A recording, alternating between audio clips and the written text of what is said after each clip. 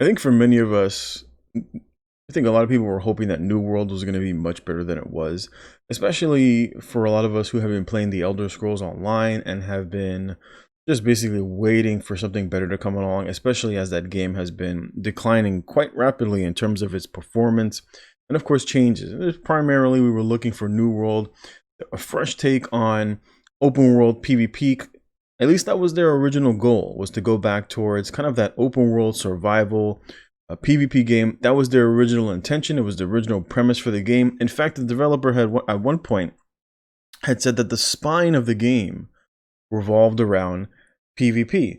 The world was supposed to be a very dangerous world, not just from the perspective of the NPCs that you would interact with, but also from the standpoint of the players that you would come across. And unfortunately, that went in a different direction. They abandoned PvP for the most part, even though to this day there is some PvP that takes place, but it probably your experience, if it was anything like mine, it was few and far between. And so looking at New World, they've released some new patch notes, and we're going to take a look at the patch notes to see if really anything substantial has changed in the game from the PvP, from the standpoint of PvP. And so they talked about that they introduced a new weapon line, which is a spear.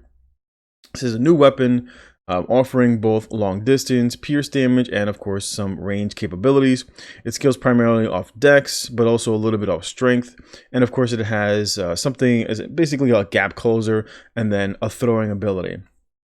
And this is really good. Variety, of course, is always more than welcome when it comes to PvP, or even from the standpoint of PvP, so that you can play the game from different standpoints. Because the Impaler skill tree specializes in closing the gap and quicker attacks that impart status effects. And so this, I guess, is the first time that you'll be able to see status effects being introduced into the game, as none of the other weapon skill lines really do any. They usually typically just do straight direct damage or stuns or knockbacks, etc. Usually it's some form of damage or utility. They've added a new legendary spear quest line, and that's because that's just basically how you get items in the games. Per weapon cooldowns provides more options in combat and makes weapon selection even more valuable. And this was something that I did want to touch basis on. Most of the way that you dealt damage in New World originally was just spamming left mouse click for the most part. And basically wherever you bound, you had 3 skills. Wherever you bound, your number 1 skill, literally no matter which weapon you swap to, your number 1 would be on cooldown if you used it on a particular weapon. So if you ran with like a bow, a sword and shield, and let's say a staff, and you use your number 1 ability on your bow, when you switched over to either your staff or to your sword and shield, your number 1 ability would also be on cooldown. And of course, one of the primary problems with New World PvP was the stagger mechanic. So especially on, like, for example, on the hatchet or on the sword and shield, you can just literally sit there and just kind of hack away at your opponent over and over and over again, and it would cause them to stagger, where you would like semi lose control of your character. And of course, most of the abilities in terms of the sword and shield has both a little bit of a shield charge and as well as a kind of like a power bash where it stuns your opponent. The two-handed mace also has basically a knockback, and it deals this other little bit of an animation that does like a little bit of a soft CC where it kind of pushes you back, designed to counter those who utilize sword and shield. It breaks the block mechanic. And so one of the problems is that basically you can sit there, hit your target over and over and over again with your left mouse button, causing the person to get staggered, and basically chain CC them with your sword and shield. And of course, one of the good things was that this basically prohibited that, so that I couldn't sit there, hit you with my shield charge, light attack, light attack, light attack, then hit you with the power bash, light attack, light attack, light attack, because your character, you lose control of your character. They don't have any sort of cooldowns or diminishing returns currently, as far as I've read, on stuns. And so then you can basically switch to your 2H and either use like the basically the knockback or the little bit of a shove. And so what this basically allows you to do, primarily for 1v1s, where it may not be so much of a problem, but where the real issue will be concerned is when you're basically in XV1 situations where you are fighting more than one opponent.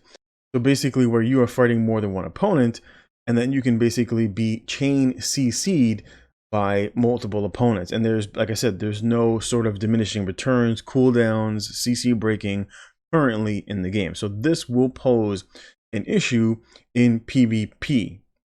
Again, there isn't much PvP in the game, and I have a feeling that in terms of PvP, I have a feeling this game will be dead on arrival. But in terms of PvP, this will pose a huge issue if they don't address it. Now, of course, for PvP, for PvE, it allows for a bit more of variety so that the game isn't just literally spamming left mouse click. But for PvP, this will present huge problems. Because you can now dodge roll without stamina after being stuck in multiple consecutive reactions. And I think basically what this is referring to is what I said. When you get spammed with light attacks.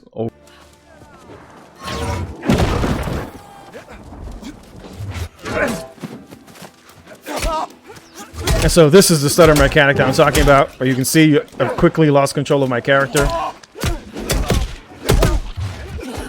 And that's PvP in this game when you're fighting more than one person. Like I said, the stutter mechanic in this game is terrible. You should never, ever have a stutter mechanic in a PvP game. Over and over and over again, it basically causes you to lose somewhat control of your character.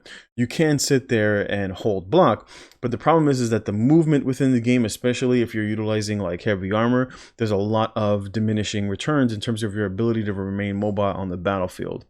Heavy armor will just give you basically a little bit of damage mitigation, but it really doesn't matter if you're being chain stunned over and over again. And so basically what this means is that when you get into that situation where you're basically being chain staggered by somebody, this gives you basically a free dodge roll to try to reset the fight. Again, in 1v1s, that will work out just fine, because it'll give you the opportunity in a 1v1 where you'll basically do the exact same thing to your opponent. You'll stun them and then you stagger them endlessly until somebody wins. Whoever spams left click the most will win.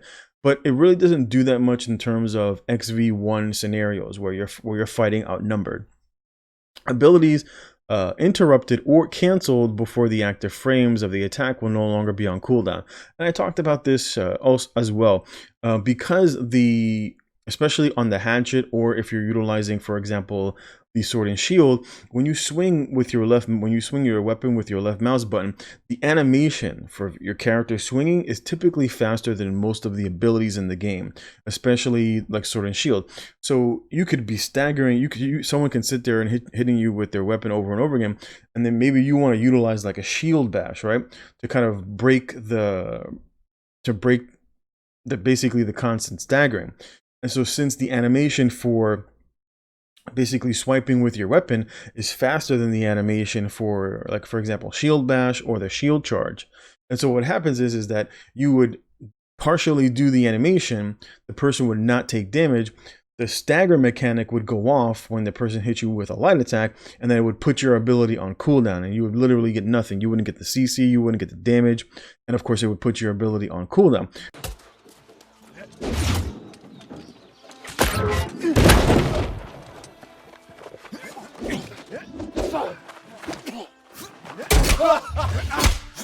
Oh, see, that's what I'm talking about, the interrupts. So thankfully, this is one of the ways that they addressed it. Of course, the easiest way to address this is to just completely remove the stagger mechanic from basically light attacking. When you light attack within the game, it gives you a soft CC that it's like a little mini stun. For those who played ESO, think of like old school jabs, right? The person would jab you over and over and over again, and then the last jab, it would basically cause your character to do like this little stutter animation. And so it didn't necessarily CC you, where you could be CC'd in the game, but the problem is that it would cause you to stutter, and you would lose control over your character for like half a second. And that could happen over and over and over again. And this is basically the exact same thing that happens in New World, but it's even worse is that it just happens over and over again with you just spamming your left mouse button on weapons like the hatchet or on the sword and shield. Hatchet got nerfed. It needed to be nerfed. It was completely overperforming. That's basically what this part says. Life staff, I don't think they made a change to the fire staff. Basically, the ability that you'd see everybody would dash forward and you hit your character, yo, whoa, right? That basically got nerfed in terms of the distance that it pushed you, as well as giving it a longer cooldown, which people typically utilize this ability. They would utilize this ability to skirt and not get involved in PvP.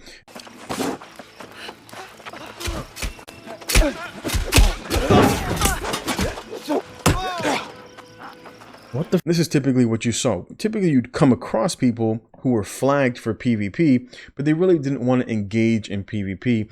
They just wanted the bonus, because in New World, you gain a bonus to certain quests that give you more XP. The PvP quests, which are really just PvE quests while you're flagged, give you more XP in terms of leveling. And so that's what people utilize. They would flag themselves up for PvP. They would put a staff on one of their bars, and then the moment someone came in contact with them, they would just literally just use that and over and over and over again. And this is what you saw. I'm sorry if you watch multiple streamers, this was very prevalent in the game. And of course, this is something that should have been, and I understand why they did that. It's because of the stagger mechanic, because most people who are utilizing like a life staff or a fire staff are typically wearing light armor, so that you have the ability to dodge roll out of the way. But if you were to get stuck in a stagger, if you were to get stuck, basically someone light attacking you and your character would get staggered over and over and over again, you would basically take a lot of damage because you're in light armor. And so this gave them a little bit of mobility. The problem, of course, is that with melee abilities, you really have to be right on top of your opponent. Otherwise, the vast majority of the abilities will miss. It's not like in ESO, where even when you're utilizing like a sword and shield build, that most of the melee abilities are typically like 5 meters, 7 meters, 8 meters. And even if you're in the middle of kind of doing an animation in ESO, if the person was to dodge roll or move a little further out of the way, the animation will, of course, still go off. Even though the person maybe had gotten slightly out of range, the animation will still go off. That's not the case in New World.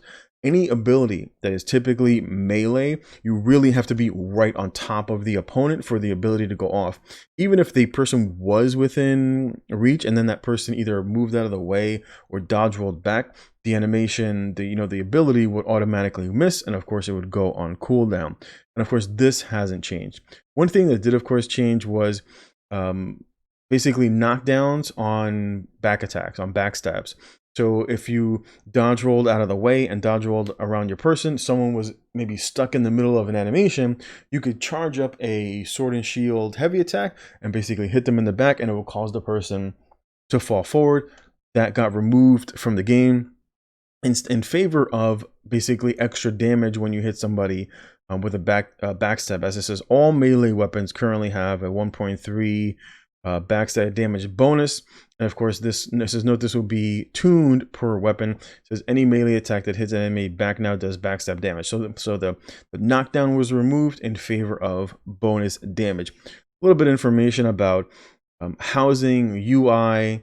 Again, like I said before in my other video, was that there really was no, they have kind of like a tank class. You can play like a bow build, you can play as a caster, but even if you played heavy armor and you wanted a tank, for PvE, there was no way to generate threat. And the only way that you would be able to do that is basically either off damage, who hit the mob first, and you would have to hope that the mob stuck to you. Otherwise, it would basically run around, tagging different people back and forth, providing for a lot of confusion for people who want a PvE raid.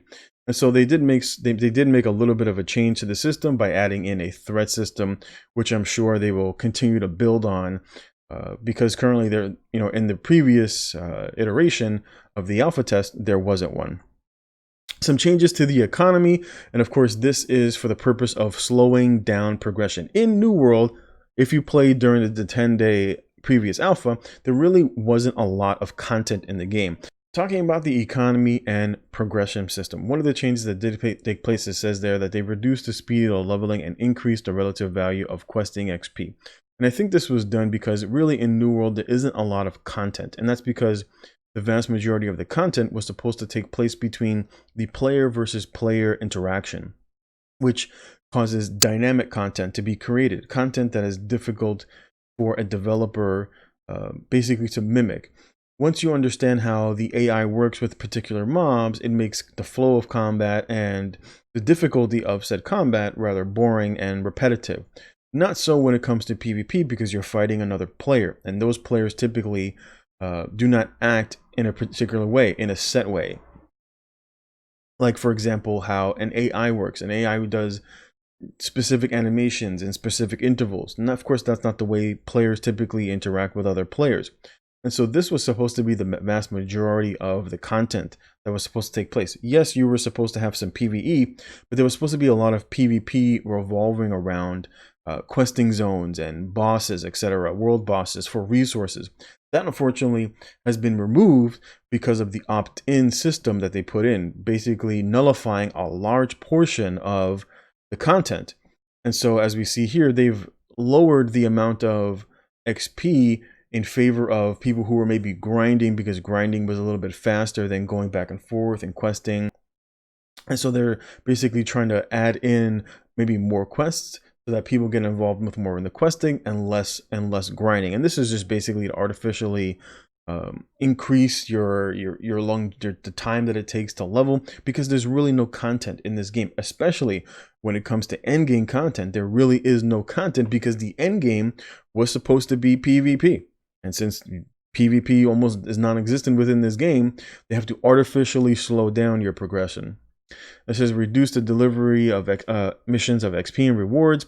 They made some changes to the attributes, giving people making attributes more weighted. And this is basically what ESO did. There's a portion where they talk about increase the amount of attributes you get when leveling, added attribute points to gear, very similar to ESO, where you'll have like additional HP or additional stamina, additional magicka attached to your gear. Adjusted focus originally was revolving around cooldown, reducing cooldowns, but it really wasn't that great within the game, especially because many of the passives within, like say for example, like sword and shield and two-handed, already had percent modifiers. So adding in further percent modifiers only creates diminishing returns. And so they're basically utilizing this to scale off of support classes, or support, I should say support items, which is typically the healing staff. Added gems, says gems no longer give attributes, but instead provide elemental damage to weapons. Very similar to ESO, where you have a glyph on your weapon that gives you basically free damage.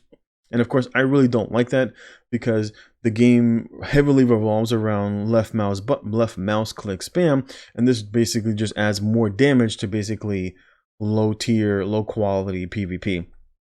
And of course, they added diminishing returns were added to all attributes. And this is very similar to ESO back in the days. And this was basically to kind of create sort of soft caps. So instead of putting all of your points into damage or putting all of your points into HP, this allows for a little bit more balance. But if you wanted to go that route, you could. But they were, of course, diminishing returns. Made some gear changes, and now adjusted level requirements, etc. for mapping for gear, preparations for stronghold endgame. Since the level requirements of pieces of gear is based on its gear score, higher rarity gear has lower level requirements than lower rarity gear with the same gear score. Rarity mapping change. So that legendary gear can now be crafted and dropped from the world. And so we see that they've added some new gear perks. They've added 16 new gear perks for different classes, class items. For example, the Gorman's Burden reduces the weight of raw and cooked items. Doesn't seem that big a deal. And of course, they've added 7 perks that will affect threat generation. And this is basically what New World has made changes to. It doesn't seem like a lot. And for me, the fundamental reason that I think that this game will fail is because, one, there's no content. And this is basically what New World has so far shown that they've added. No real information about some of the content that they've added. Again, there really isn't a lot of content in this game.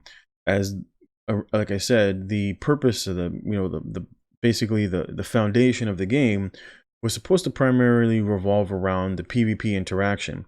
And of course, they've said that, there's no dungeons, there's no raids, there's no like sort of bosses that you can do. There's no dungeons. Questing is almost non-existent in this game. There's no storyline, etc. And that's because it was meant to be a survival game that revolved heavily around PvP. And of course, since they stripped that out from the game for the most part because of making PvP opt-in, this is one of the reasons why I think a New World like Crucible will fail. And of course, we'll have to wait and see what some of the changes that they put forward. They tried making changes that necessarily weren't very impactful for the game, and as a result, no one really was interested. People lost interest in the game rather quickly, and of course because it had numerous balance issues that they never addressed. And I think this will happen in New World, because there's not really a lot of content. If this game does survive, it will take probably well over a year before this game actually has any sort of community that will be attached to it. And by then, more than likely, other games will come out, like, for example, Ashes of Creation, which I am eagerly anticipating. Because most of these developers seem to be afraid to really go into PvP. This was their vision, and they quickly dropped that vision at the drop of a hat, literally doing a 180 on what their original intentions were, while at the same time basically adding no content. This is one of the reasons why I think New World will fail in the future.